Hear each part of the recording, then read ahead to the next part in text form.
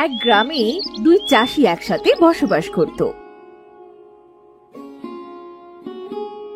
সুরজ ও তার বউ নেহা মিলে তাদের পুকুরে মাছ চাষ করত। অপরদিকে নিখিল ও তার মেয়ে অবনী মিলে মাছ চাষ করত। সুরজ ও সুরজের বউ ছিল খুবই লোভী। অন্যদিকে নিখিল অবনী বাবা মেয়ে দুজনে সৎভাবে টাকা উপার্জন করত। মাছ চাষ তো অনেক সময়সাধ্য ব্যাপার। মাছ বড় হতে যে এতদিন সময় লাগে, এর মধ্যে সংসার চালানো অনেক কষ্ট হয়ে যায়। মাছটা যদি একটু তাড়াতাড়ি বড় করানো যেত তাহলে খুব ভালো হতো। তুমি এক কাজ করলেই তো পারো, মাছে রাসায়নিক দিবে, তাহলে মাছ তাড়াতাড়ি বড় হয়ে যাবে। আমরা অনেক মাছ চাষ করতে পারবো। 7 দিনের মধ্যেই মাছগুলো বড় হয়ে যাবে, আর ওগুলো বিক্রি করে আবার মাছ ছাড়বো। ঠিক বলেছ তো তুমি। আমার মাথায় তো এত বুদ্ধি ছিল না। সত্যি বউ, তোমার বুদ্ধির তুলনা হয় না। তোমার মাথায় বুদ্ধি আসবে কি করে? এবার আমরা অবনী দেশে বেশি মাছ চাষ করব। আচ্ছা যাও, এখন বাজার থেকে রাসায়নিক কিনে আনো। আচ্ছা ঠিক আছে, আমি এখনই যাচ্ছি। এরপর থেকে সুরজ নেহা দুজনে মিলে পুকুরে অধিক পরিমাণ রাসায়নিক পদার্থ ব্যবহার করে মাছ তাড়াতাড়ি বড় করে এবং বাজারে বিক্রি করে, যা স্বাস্থ্যের জন্য খুব ক্ষতিকর। অন্যদিকে অবনী প্রাকৃতিকভাবে কোনো রাসায়নিক পদার্থ ব্যবহার না করে মাছ উৎপাদন করে। এজন্য তাদের মাছ বড় হতে বেশ সময় লাগে। আচ্ছা অবনী, তুই তো ওই সুরুজদের বাড়িতে মাঝে মাঝে যাস। ওদের মাছ এত তাড়াতাড়ি কিভাবে বড় হয় রে? আমাদের তো এত তাড়াতাড়ি বড় হয় না।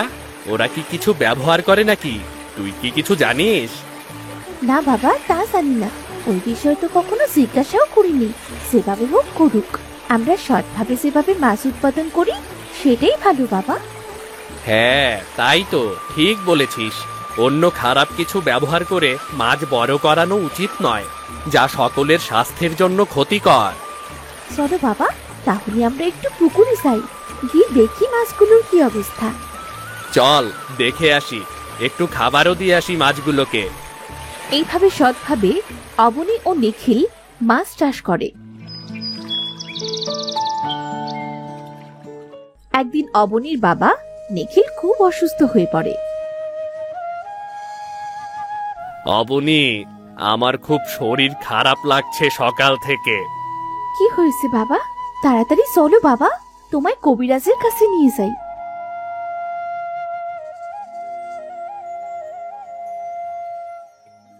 কবিরাজ মশাই, একটু দেখুন না আমার বাবার কি হয়েছে। দাঁড়া দেখছি কি হয়েছে। তোর বাবার তো অনেক জটিল একটা রোগ হয়েছে। তাড়াতাড়ি চিকিৎসা না করাতে পারলে তোর বাবার মৃত্যু হতে পারে, আর এর জন্য কিছু টাকা পয়সার দরকার, না হলে হবে না। আচ্ছা কবিরাজ মশাই, আমি এখন বাড়ি চলে যাচ্ছি। আমি টাকা জোগাড় করে দ্রুত চলে আসব। বাবা, আমি তোমার চিকিৎসা নিশ্চয়ই করাবো। তারপর অবনী ও তার বাবা বাড়িতে চলে গেল।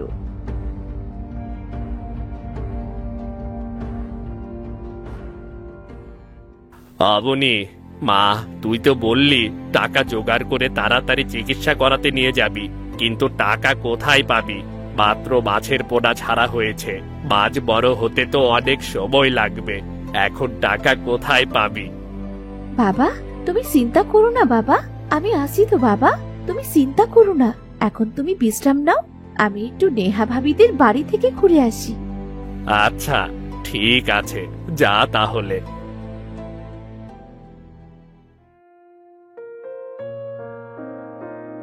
অবনী সুরজির বাড়িতে যায়, তারা কোনোভাবে সাহায্য করতে পারবে কিনা জিজ্ঞাসা করতে। নেহা ভাবি, ও নেহা ভাবি, বাড়িতে আসো নাকি? হ্যাঁ রে, বাড়িতেই আছি, এসো বসো। ভাবি, আসলে তোমাদের বাড়িতে একটু দরকারে এসেছিলাম। আচ্ছা বলো তো কি দরকার, কিভাবে সাহায্য করতে পারি? ভাবি, আসলে বাবা তো অনেক দিন ধরে অসুস্থ। বাবার চিকিৎসার জন্য কিছু টাকার দরকার। এখন কিছুদিন আগে মাছের পোনা ছেড়েছি, মাছ বড় হতে তো সময় লাগবে। তো এখন কি দিয়ে চিকিৎসা করাবো বলো তো? টাকা তো নেই। তুমি যদি কোনোভাবে আমায় সাহায্য করতে পারতে তাহলে খুব উপকার হতো গো। আরে বোকা, এই যুগে একটু চালাক না হলে চলে না।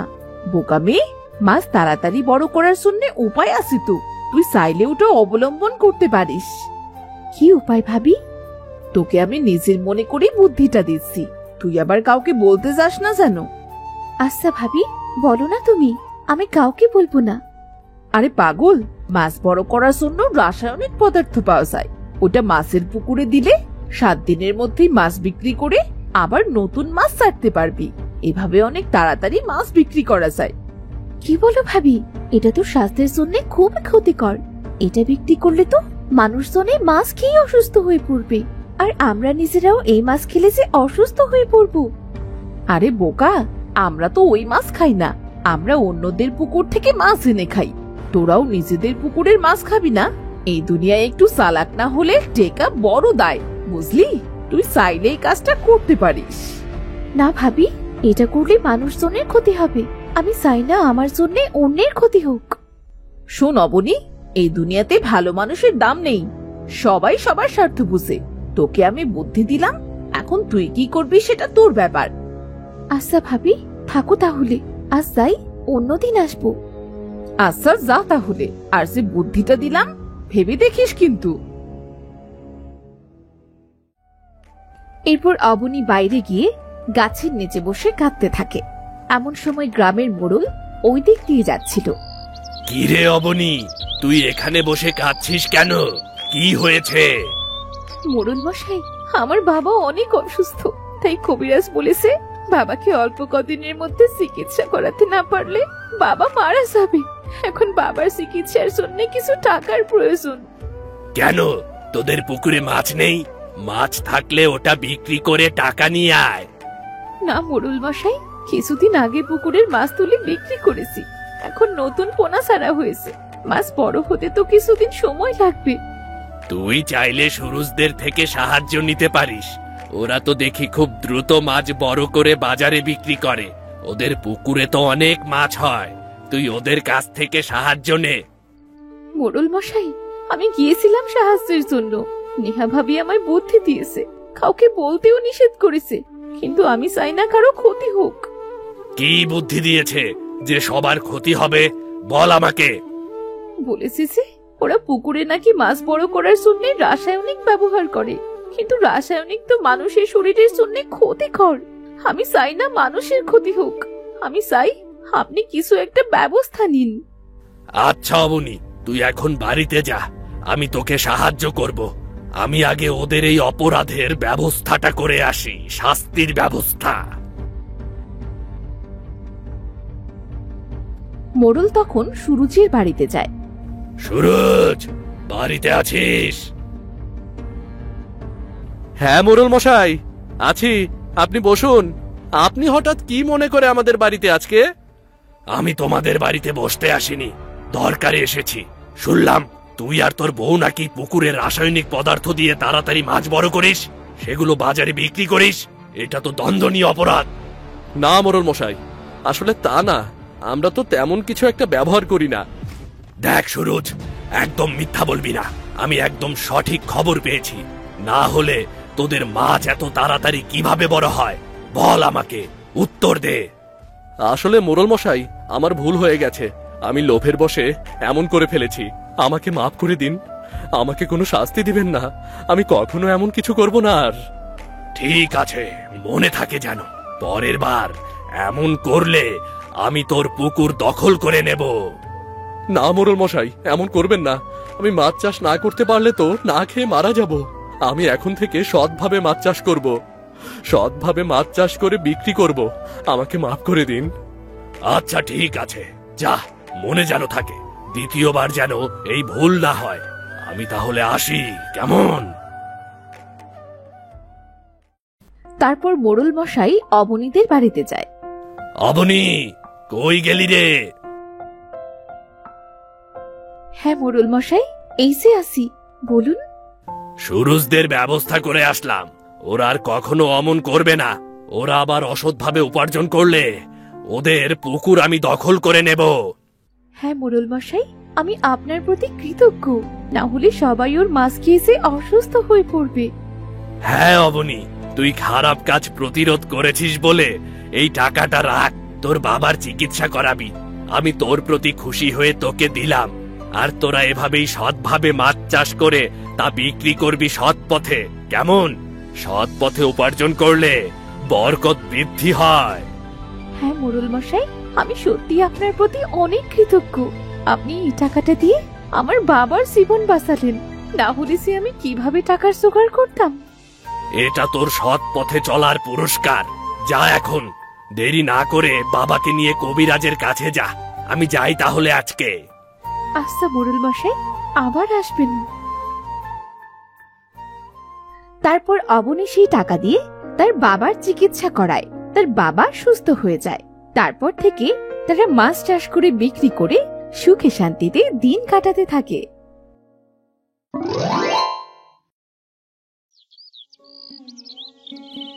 মাধবী একা থাকে। মাধবীর একটি কলা গাছ ছিল। সেই কলা গাছকে মেয়ের মতো আদর যত্ন করত।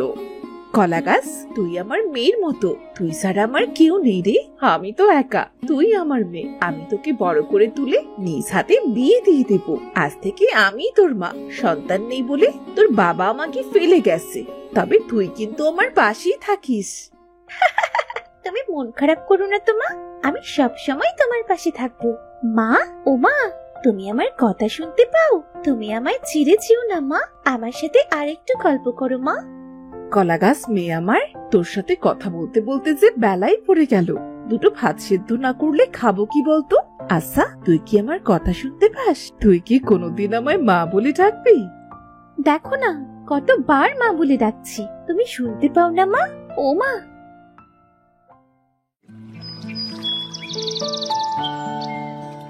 এদিকে শঙ্কর ও লিপির মনে অনেক কষ্ট, কারণ তাদের কোনো সন্তান হয় না। আমি কি কখনোই মা ডাক শুনতে পারবো না, না তার আগেই মারা যাব? লিপি, এমন ভাবে বলো না। ঈশ্বরের যখন ইচ্ছে হবে তখন সে ঠিকই দেবে। আর কত বছর অপেক্ষা করব বলো তো? এমনিতেই তো বিয়ের 10 বছর হয়ে গেল। ধৈর্য ধরো আর ঈশ্বরের কাছে প্রার্থনা করো। আচ্ছা, তুমি যখন বলছো তাহলে ধৈর্য ধরি। এত ধৈর্য ধরে কি আমি সুফল পাবো? কেন পাবো না? আমি ছোটবেলা থেকে স্বপ্ন দেখি আমি একটা হাতি পুষবো। হাতি নিয়ে রাজা মহারাজাদের মতো ঘুরে বেড়াবো। তোমার সাধেরও বলিহারি, একে রক্ষা নাই, শঙ্করাকে ঢাকো। নিজেদেরই খাবার জোটে না, আবার হাতি পুষবো। ঘুমাও দেখি, কত রাত হয়েছে দেখেছো? এভাবে কিছুদিন কেটে যাবার পর লিপির গর্ভে সন্তান আসে। এই যে শুনছো, জানো আমি মা হতে চলেছি, আর তুমি বাবা হতে চলেছো। কি বলছো? সত্যি? বলেছিলাম না ধৈর্য ধরো, ঈশ্বর একদিন শুনবেই। হ্যাঁ, তা ঠিকই বলেছিল। ধৈর্য ধরেছি বলে আজই খুশির সংবাদ পেলাম। শঙ্করের অনেক দিনের শখ ছিল একটা হাতির বাচ্চা কেনার, কিন্তু টাকার অভাবে কিনতে পারেনি। তারপর একদিন লিপি ও শঙ্করের একটা বাচ্চা হলো, কিন্তু বাচ্চাটা ছিল হাতির বাচ্চা। ওগো, শেষে মানুষ না, আমি হাতির জন্ম দিলাম। এবার কি হবে গো? আমরা এবার কি করব? মন খারাপ করো না তো। ঈশ্বর যা করেন ভালোর জন্যই করেন। আর তার সাথে হাতি আমার খুব পছন্দের। টাকার অভাবে এতদিন হাতি কিনতে পারিনি। ঈশ্বর হয়তো এর জন্য ইচ্ছাটা পূরণ করেছেন।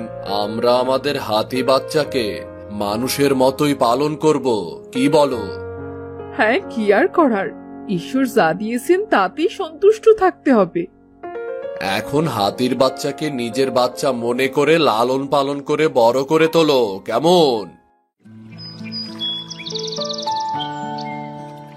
তারপর থেকে তারা হাতির বাচ্চাটিকে নিজের বাচ্চার মতো করেই মানুষ করতে থাকে। অন্যদিকে মাধবী কলা গাছটাকে তার মেয়ে মনে করে বড় করতে থাকে। দেখতে দেখতে তুই কত বড় হয়ে গেলি বলতো? একদম ছোট থাকতে তোকে লাগিয়েছিলাম, এবার তোকে বিয়ে দিতেই হবে। তোমার ছেড়ে আমি করতাম যাবো না মা। আর তোমার এই কলা গাছ মেয়েকে কে বিয়ে করবে বলো তো? তুমি শুধুই আশায় বুক বাঁধো। খিরে, বল না তোর কেমন পাত্র চাই? আমার আদরের কলা মেয়েকে আমি কি আর যার তার হাতে তুলে দিতে পারি? এদিকে শঙ্কর ও লিপির সন্তান সেই হাতিটাও আস্তে আস্তে বড় হয়ে যেতে থাকে। তারপর তারা তাদের ছেলের বিয়ের জন্য মেয়ে দেখার জন্য ঘটককে বলে। ঘটক মশাই, আপনি একটু পাশের গ্রামে দেখেন কোনো মেয়ে আছে কিনা, আমার ছেলের সাথে বিয়ে দেব। তোমার ওই হাতি পোলারে বিয়ে করবো কেরা? সবাই তো ভয় পায়। ওই হাতিরে যদি বিয়ে করে, রাগ করে যদি মেরে ফেলে, তখন কি হইব? না ঘটক মশাই, তাও একটু খোঁজ করে দেখুন না। আমার ছেলে অমন না, আমার ছেলে একদম মানুষের মতন, মানুষের খাওয়া দাওয়া আর সবকিছু মানুষের মতোই।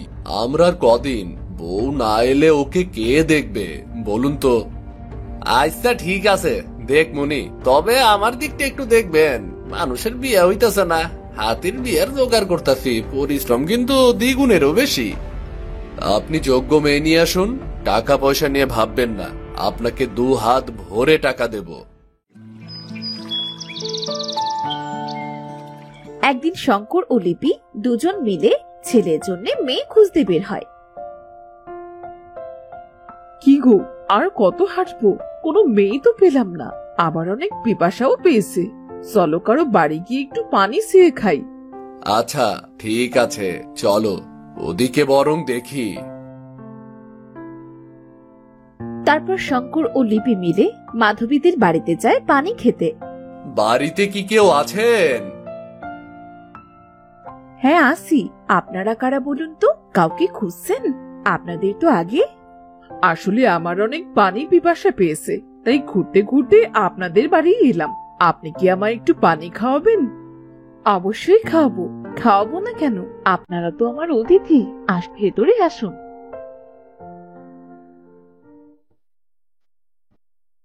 বসুন। আচ্ছা ঠিক আছে।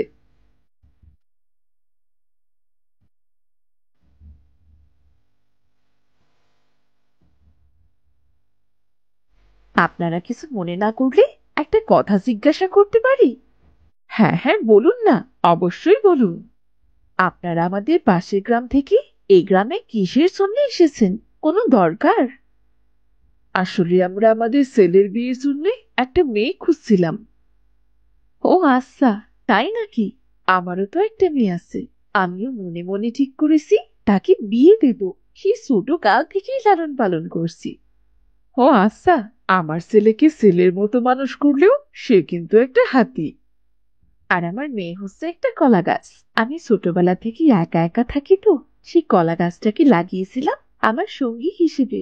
তাকে আমি আমার মেয়ের মতোই পালন করি। আপনি কি আপনার মেয়ের সাথে আমার ছেলের বিয়ে দেবেন? এটা কি করে সম্ভব?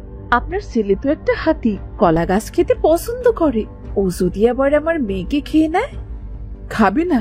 আমার ছেলে দেখতে হাতির মতো হলে কি হয়েছে? সে আমরা ওকে যা খেতে দেই ও তাই খায়। আহা চলো না, উনি যখন রাজি নয় তখন জোর করব না। তবে বুবুজান, আপনি ভেবে দেখবেন, আমরা চলি।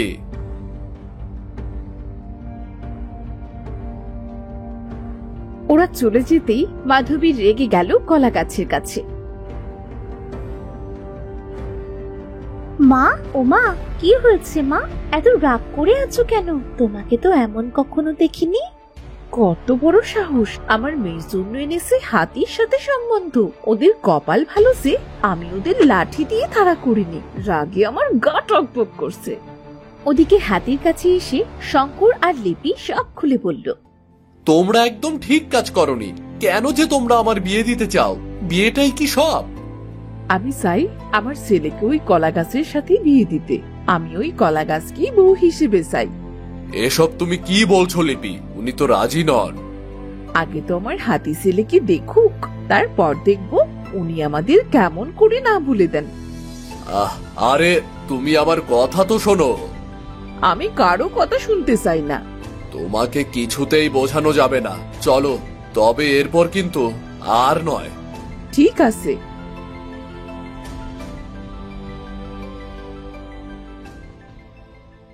হাতিকে নিয়ে ওরা এলো মাধবীর বাড়িতে। এ কি, আপনারা আবার এসেছেন কেন? আমি বলেছি না আমি আমার মেয়ে কলা গাছকে কিছুতেই আপনার হাতি ছেলের সাথে বিয়ে দেব না।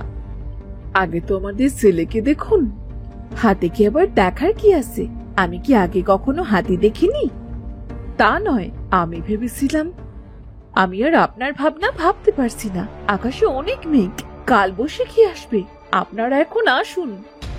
তখন জোরে হাওয়া বইতে শুরু করে। কলা গাছ বাতাসে দুলেই পড়ে যাচ্ছিল।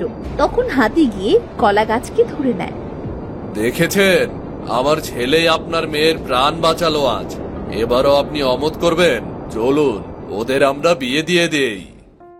বেশ, যে আমার মেয়েকে বাঁচালো সে নিশ্চয়ই আমার মেয়েকে রক্ষা করবে। চলুন। নে বাবা, মালাটা কলা বউকে পরিয়ে দে দেখি। মালা পরানোর পরই কলা বউ মেয়ে হয়ে গেল, আর হাতিও ছেলে হয়ে গেল। এ কি, আমি কি দেখছি? আমি তোমার মেয়ে মা। কলা গাছ রূপে বিধাতার দয়ায় এখানে ছিলাম, আজ আমি মানব রূপ পেলাম। আমাকেও এক সাধু বাবা বলেছিল আমার হাতি ছেলেকে বিয়ে দিলেই সে মানুষ হবে। আজ তার কথা সত্য হয়েছে। তাই তো এতদিন ধরে আমার ছেলের জন্য আমি মরিয়া হয়ে উঠেছিলাম। মা, আমিও জানতাম, কত কথা বলতে চাইতাম, কিন্তু কিছুই বলতে পারতাম না। তোমাদের মতো মা বাবা পেয়ে আমি ধন্য। তা আপনার কোনো আপত্তি নেই তো? না না, এমন হীরের টুকরো ছেলে আপনার। আজ আমিও ভারী খুশি। হাতির সাথে কলা গাছের বিয়ে। তাহলে তো সব ভালো যার শেষ ভালো তার।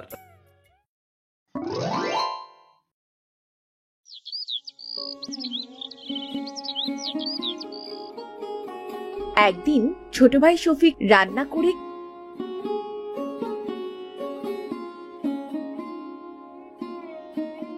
সব কাজ শেষ করে খেতে এসে দেখে তার বড় ভাই তাকে রেখে সব খাবার খেয়ে ফেলেছে। তুমি আমাকে রেখে খেয়ে ফেলেছো? তো কি করব, আমার খিদে লেগেছে, আমি খেয়ে ফেলেছি। তুমি তো এমনিতেই দিনরাত বসে থাকো। আমি তো মাঠের কাজ সেরে এত পরিশ্রম করে এসে কত কষ্ট করে রান্না করলাম, আর তুমি আমাকে একবার না ডেকেই খেয়ে ফেললে। দেখ, এত বেশি কথা বলিস না, আমি তোর কথা শুনতে পারবো না।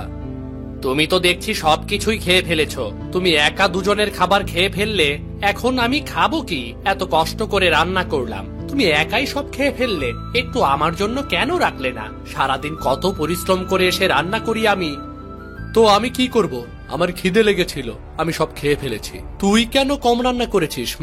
আর শোন, আমি তোর এত কথা শুনতে পারবো না।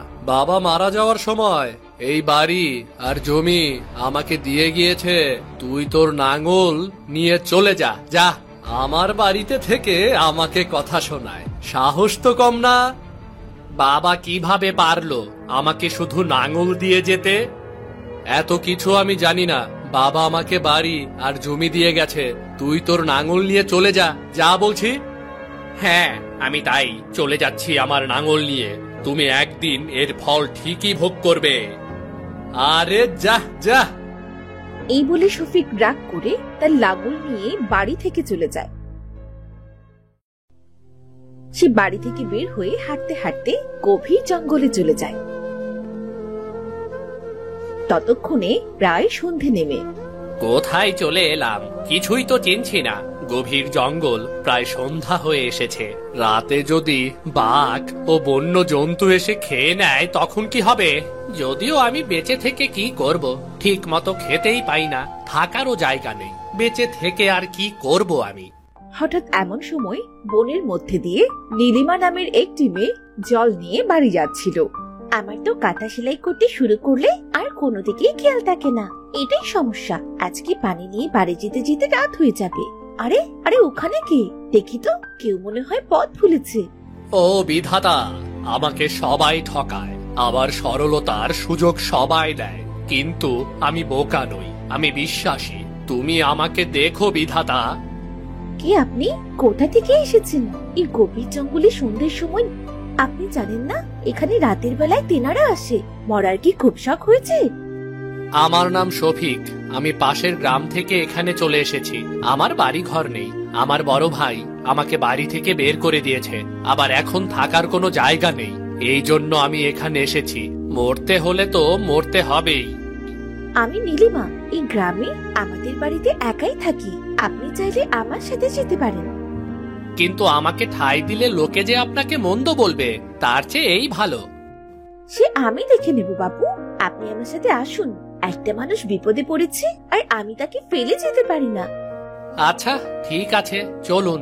আপনাকে অনেক ধন্যবাদ আমাকে জায়গা দেওয়ার জন্যে। আরে ধন্যবাদ পরে দিও। আমার বাড়ির গোয়াল ঘরে তোমায় থাকতে দেব, চলবে তো? চলবে মানে খুব চলবে। আমি আপনার গরু রাখা, গরুর দুধ দোয়ানো, গরুর দুধ বিক্রি করা সব কাজ করে দেব। আপনি শুধু আমাকে দুমুঠো দুবেলা খেতে দিয়েন, তাতেই হবে। আসলে সারাদিন কিচ্ছু পেটে পড়েনি, খুব খিদে পেয়েছে। আচ্ছা এসো, তুমি বড্ড ভালো মানুষ গো। আরেকটা কথা, আমার সাথে আমার একটা নাঙলও থাকবে কিন্তু। ও আচ্ছা, এসো।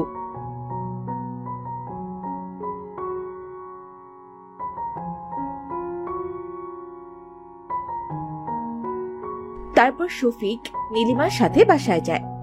আজকে থেকে আপনি এই গোয়াল ঘরে থাকবেন, গরুদের দেখাশোনা করবেন, গরুর দুধ দহন করে সেই দুধ নিয়ে বাজারে গিয়ে বিক্রি করে দেবেন। আচ্ছা, আপনি যা বলবেন তাই।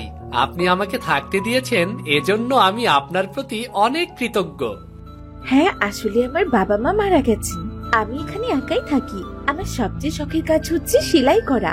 আমি কাঁথা সেলাই করতে বসলে সবকিছুই ভুলে যাই। তাই আপনি সব কাজ করবেন, আমি আপনাকে রান্না করে খাওয়াবো। ঠিক আছে।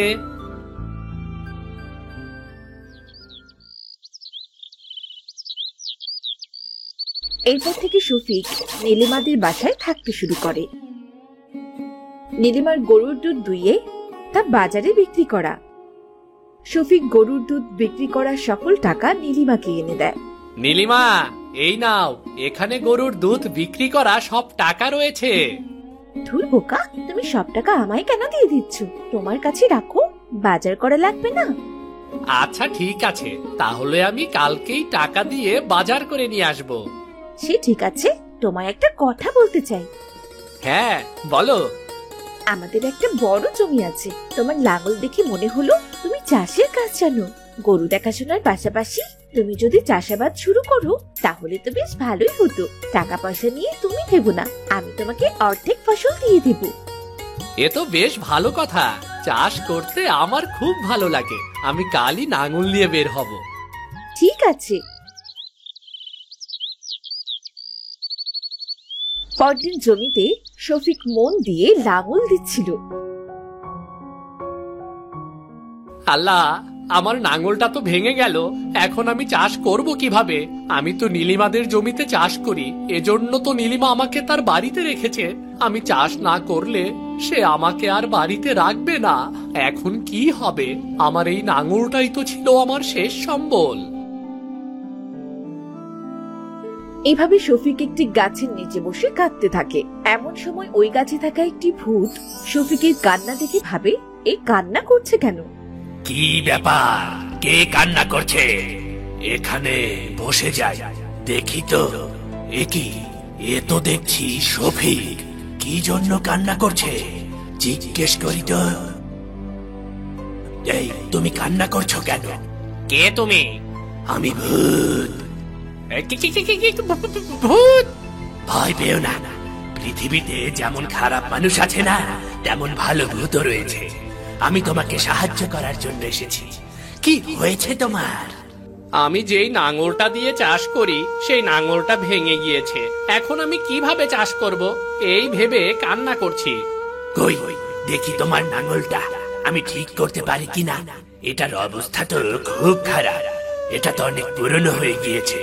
এটা তো মনে হয় আর ঠিক করা যাবে না। দাঁড়াও, আমি তোমাকে একটা নতুন নাঙল দিচ্ছি।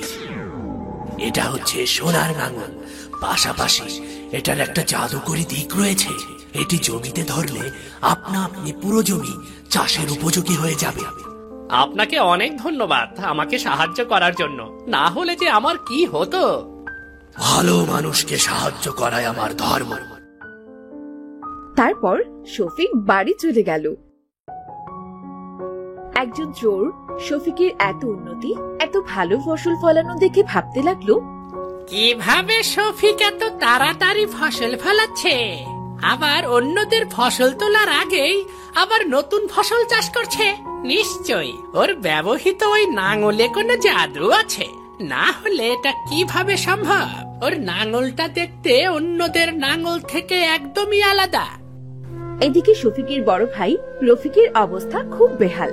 শফিক যে ঘরবাড়ি রেখে এসেছিল, পাশাপাশি যা খাওয়ার ছিল, জমিতে ফসল ছিল, সে সব কিছু শেষ হয়ে গিয়েছে। এভাবে তো আর চলা সম্ভব না। এবার কিছু একটা করতে হবে। আমাদের এই গ্রামে তো কোনো কাজ নেই। যাই, পাশের গ্রামে একটু কাজ পাওয়া যায় কিনা ঘুরে দেখে আসি।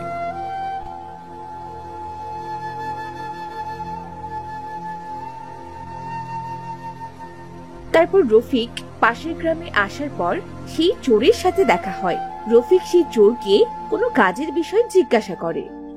ভাই, আপনাদের গ্রামে কোনো কাজ আছে? থাকলে একটু আমাকে সন্ধান দিবেন। আমার একটা কাজের খুব দরকার। আপনি কি একটা কাজ দিতে পারবেন? আমাদের গ্রামে একটা চাষি আছে, ওনার কাছে একটা সোনার নাঙল আছে, আরো অনেক ধান রয়েছে। আমরা যদি ওইটা চুরি করতে পারি তাহলে আমরা অনেক দিন ভালোভাবে থাকতে পারবো। আচ্ছা ঠিক আছে, কোথায় চলুন তো। তারপর রফিক ও চোর মিলে শফিকের সেই লাঙল চুরি করার জন্য যায়। যখনই তারা সেই লাঙলের গায়ে হাত দেয়, তখনই সেই ভূতটা এসে হাজির হয়। কিরে, তোদের সাহস তো কম না? তোরা আমার নাঙলের গায়ে হাত দিচ্ছিস? ভূত ভূত, আমাদের ভুল হয়ে গেছে, আমাদের মাফ করে দাও।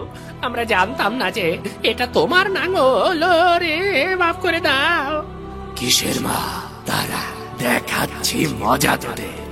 তারপর সেই ভূতটা রফিক ও সেই চোরকে ধরে অনেক মার দেয়। এমন সময় শফিক এসে সেখানে উপস্থিত হয়।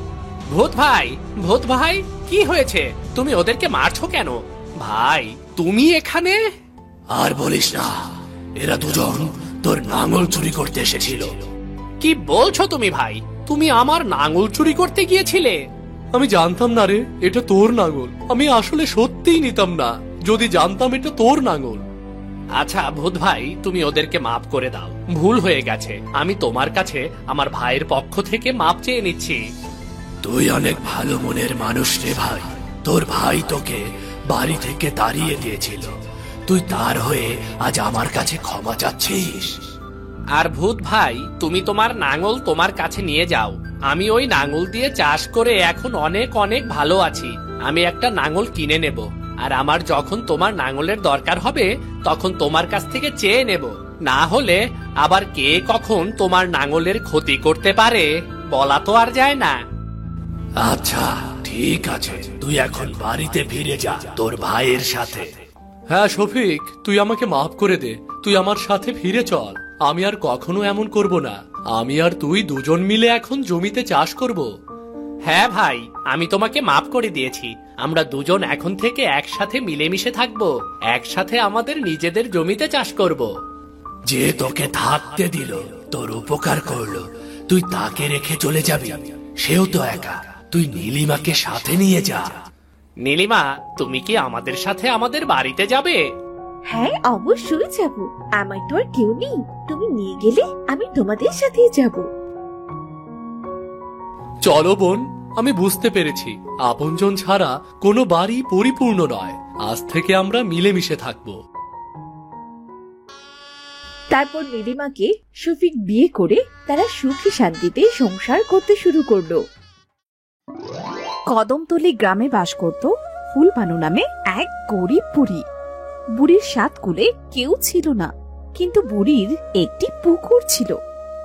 সে পুকুরে মাছ চাষ করে বুড়ির কোনো মতে দিন চলত। হঠাৎ একদিন পুকুরের সব মাছ মারা যায়, আর বুড়ি বসে বসে কাঁদতে থাকে। এখন আমি কিভাবে সংসার চালাবো? আমার পুকুরে যে কটা মাছ ছিল সেও তো মারা গেল। এখন তো আমি না খেয়ে মরবো। ফুলবানুর বাড়ির পাশে একটা জঙ্গল ছিল। সেই জঙ্গলে মিষ্টি নামে এক পরী ঝিঝি পোকার সাথে খেলছিল।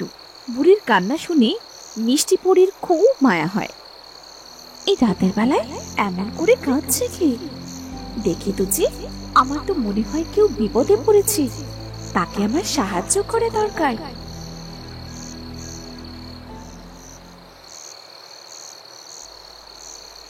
তুমি কাঁদছো কেন? আমার কেউ নেই, এই একটা পুকুর ছিল, তাতে কিছু মাছ চাষ করে সংসার চালাতাম, তাও সব মাছ মারা গেছে। তুমি কেঁদো না বুড়িমা, আমি তোমাকে একটা উপহার দিয়েছি, তাতেই তোমার ভাগ্য বদলাবে। কি সেটা? সেটা সকালেই দেখতে পাবে।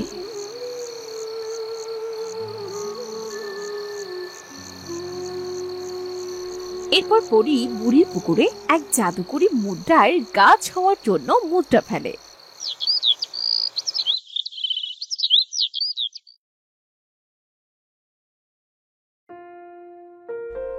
আরে ওটা কি? পুকুরের মাঝখানে একটা গাছ দেখা যাচ্ছে, তাতে তো মনে হচ্ছে আবার কিসের যেন একটা ফলও আছে। দেখি তো পানিতে নেমে ব্যাপারটা কি।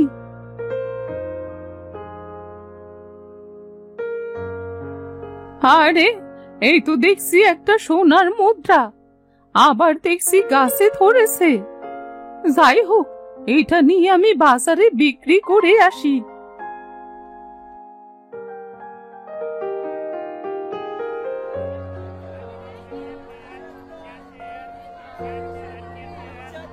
আমি এই মুদ্রাটা বিক্রি করব, দেখো তো বাসা কত দাম। এ তো অনেক দাম। এই মুদ্রা আপনি কোথায় পেলেন? আমার ছিল, তুমি বলো তো চলবে কিনা? হ্যাঁ হ্যাঁ, চলবে চলবে, দাও আমি দাম দিচ্ছি। আরো থাকলে আমার কাছে এনো বুড়িমা। আছে বাসা, বেশ ভালোই টাকা হলো। যাই, এটা দিয়ে বাজার করে নিয়ে যাই।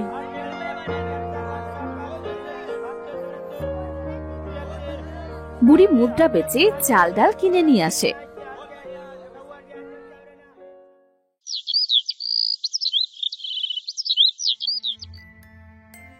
এইভাবে বুড়ির দিন ভালোই যাচ্ছিল। এরপর বুড়ি মুদ্রা নিয়ে আবার বাজারে গেল। তা বুড়িমা, তুমি তো প্রতিদিন এই এত এত মুদ্রা নিয়ে আসো, তা বলি কি, তুমি এই মুদ্রাগুলো পাও কোথায়? তা আমি কোথায় মুদ্রা পাই তা নিয়ে তোমার মাথা না ঘামালেও চলবে বাপু। তোমার কাছে এসেছি বিক্রি করতে, তুমি ইচ্ছে হলে নাও আর না হলে না নাও। আহা, তুমি রাগ করছো কেন বুড়িমা? আমি বরং অন্য দোকানে যাই, তোমার সাথে অত প্যাসাল করার সময় নেই গো বাপু আমার। এই না না না, তুমি যেও না, আমি নিচ্ছি তোমার মুদ্রা। তুমি এমন রাগ করছো কেন? আমি তো এমনিতেই জিজ্ঞেস করলাম। এই বুড়ি মুদ্রা কোথায় পায়, আমাকে আজকে তা দেখতে হবে। আমি বুড়ির বাড়িতে রাতে গিয়ে দেখবো সব।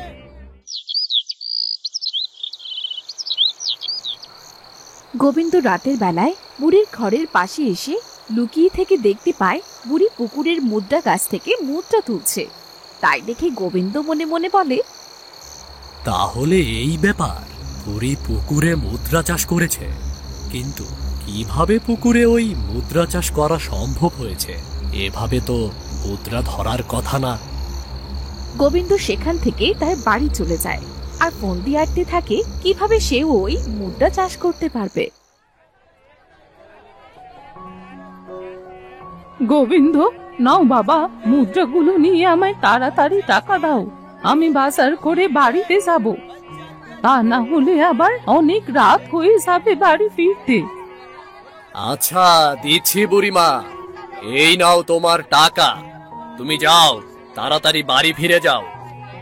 আচ্ছা ঠিক আছে, তাহলে এখন আমি যাই।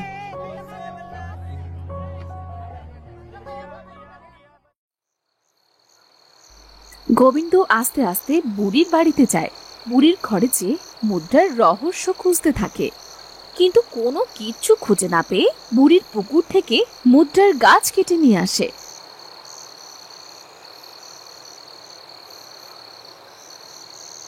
আর তার পুকুরে রোপণ করে দেয়।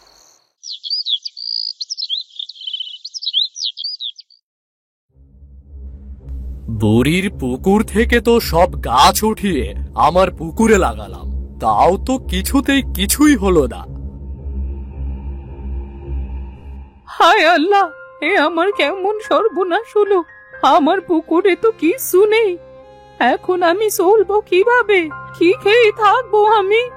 এই মুদ্রাগুলো দিয়েই তো আমার সংসার চলতো। এই বুড়ি, তোর মুদ্রা চাষের রহস্য এখনই আমাকে বলবি, তা না হলে আমি তোকে মেরে ফেলবো। শয়তান, তাহলে তুই আমার সর্বনাশ করেছিস। তুই আমার এই মুদ্রার গাছ কেটে নিয়ে গিয়েছিলি। হ্যাঁ, আমি নিয়ে গিয়েছি, কিন্তু তা দিয়ে কোনো লাভ হয়নি। তুই এখন বলবি আমি কিভাবে এই মুদ্রা চাষ করতে পারবো? আমি কোনোদিনও তোকে এই মুদ্রা চাষ করার কথা বলবো না। তাহলে তোকে এখন আমি মেরে ফেলবো। না, আমাকে মেরো না। আমি বলছি, আমি সব কিছু বলছি। দয়া করে মেরো না, মেরো না আমায়। তাহলে তাড়াতাড়ি বল, আমার আর দেরি সহ্য হচ্ছে না। বলছি, এখনই বলছি। শোনো, শোনো তাহলে। আমাকে একটা পরী একটা মুদ্রা দিয়ে বলেছিল সে এই মুদ্রাটা আমার পুকুরে ফেলে দিলে সেখানে একটা মুদ্রার গাছ হবে, আর সেই গাছ থেকেই মুদ্রা হবে। তাহলে এখনই সেই পরীকে তুই ডাক দিবি, আর আমিও তার কাছ থেকে একটা মুদ্রা নিয়ে আমার পুকুরে ফেলে দেব, আর সেখানে মুদ্রা হবে। আমি ডাকলে কি সেই পরী আসবে? তাছাড়া আমি পরীকে কি বলে ডাকবো? গোবিন্দ বুড়িকে মারতে যাবে, আর বুড়ি তখনই কান্না করতে শুরু করে। আর ঠিক তখন সেই মিষ্টি পরী সেখানে চলে আসে আর গোবিন্দকে বলে, কি হয়েছে বুড়িমা তোমার? তোমার তো কোনো দুঃখ থাকার কথা না। আমি তো তোমাকে একটা মুদ্রা দিয়ে সাহায্য করেছিলাম, তোমার তো সুখে দিন কাটাবার কথা। হ্যাঁ পরী, তুমি আমায় মুদ্রা দিয়ে সাহায্য করেছিলে। আমার তো কোনো দুঃখের কথা ছিল না, আমার তো দিন ভালোই যাচ্ছিল। কিন্তু এই গোবিন্দ আমার সব মুদ্রার গাছ কেটে নিয়ে গেছে। এখন আবার এসেছে আমাকে মারতে। শয়তান বুড়ি, তুই আমাকে মুদ্রা চাষের কথা না বলে আবার পরীর কাছে আমার নামে নালিশ করেছিস। তোর পরী আমার কিচ্ছু করতে পারবে না। শয়তান লোক একটা, তুই কোনোদিনও মুদ্রা চাষের রহস্যের কথা জানতে পারবি না। আমি তোকে শাস্তি দেব। তুই বুড়িমার মুদ্রা গাছ চুরি করে নিয়ে গিয়েছিলি, আবার তাকে এখন মারতে এসেছিস। পরী, ভালোই ভালোই বলছি, আমাকেও একটা দাও, তা না হলে আমি তোমাকেও মেরে ফেলবো। আমার একটা মুদ্রা চাই চাই। গোবিন্দ, বেশি লোভ করতে চেও না। বেশি লোভের কারণে তুমি নিজেই ধ্বংস হয়ে যাবে। কি করবে তুমি আমার? তার চেয়ে বরং ভালো তুমি আমাকে একটা মুদ্রা দাও, আর আমি সেটা নিয়ে এখান থেকে চলে যাই। এই নে তাহলে তোর মুদ্রা। আমি তোকে বলেছিলাম বেশি লোভ করতে না, তুই তো আমার কথা শুনলি না। এখন থাক বন্দি হয়ে। আমাকে ছেড়ে দাও, আমি আর কোনোদিন লোভ করব না। দয়া করে আমাকে মাফ করে দাও। তোর কোনো মাপ নেই। তোদের মতো মানুষের জন্য সাধারণ মানুষ কখনো ভালোভাবে বাঁচতে পারে না। বুড়িমা, এই নাও, এটা দিয়ে তুমি তোমার পুকুরে ফেলে আবার চাষ করতে পারো। এটা আগের চেয়েও ভালো মুদ্রা, আর এটা শুধু সোনার মুদ্রা হবে না, এটা দিয়ে বিভিন্ন ধরনের মুদ্রা চাষ করা যাবে। তোমাকে অনেক ধন্যবাদ পরী, তুমি আমাকে আবার নতুন করে বাঁচার উপায় দিয়েছো। আমি আমার সাধ্য মতো গরিব দুঃখী মানুষকে সাহায্য করব। তুমি চিন্তা করো না পরী। আমাকে ধন্যবাদ দিতে হবে না বুড়িমা, এটা তো আমার দায়িত্ব ছিল তোমাকে সাহায্য করার। এখন তাহলে আমি আসি বুড়িমা। তোমার যদি কখনো কোনো দরকার হয় তাহলে আমাকে স্মরণ করো, আমি চলে আসবো তোমার কাছে। আচ্ছা পরী, সুখে দেখো।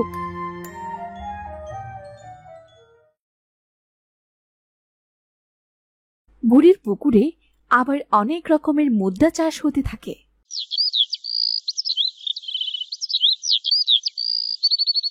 এরপর থেকে বুড়ির আর কোনো কষ্ট থাকে না। গ্রামের গরিব দুঃখীদের টাকা দিয়ে মুদ্রা দিয়ে বুড়ি তাদের সাহায্য করতে থাকে। আর এদিকে গোবিন্দ সেই খাঁচার মধ্যেই আটকে থাকে। বুড়ি গ্রামের মানুষদের সাহায্য করে সুখে শান্তিতে বসবাস করতে থাকে।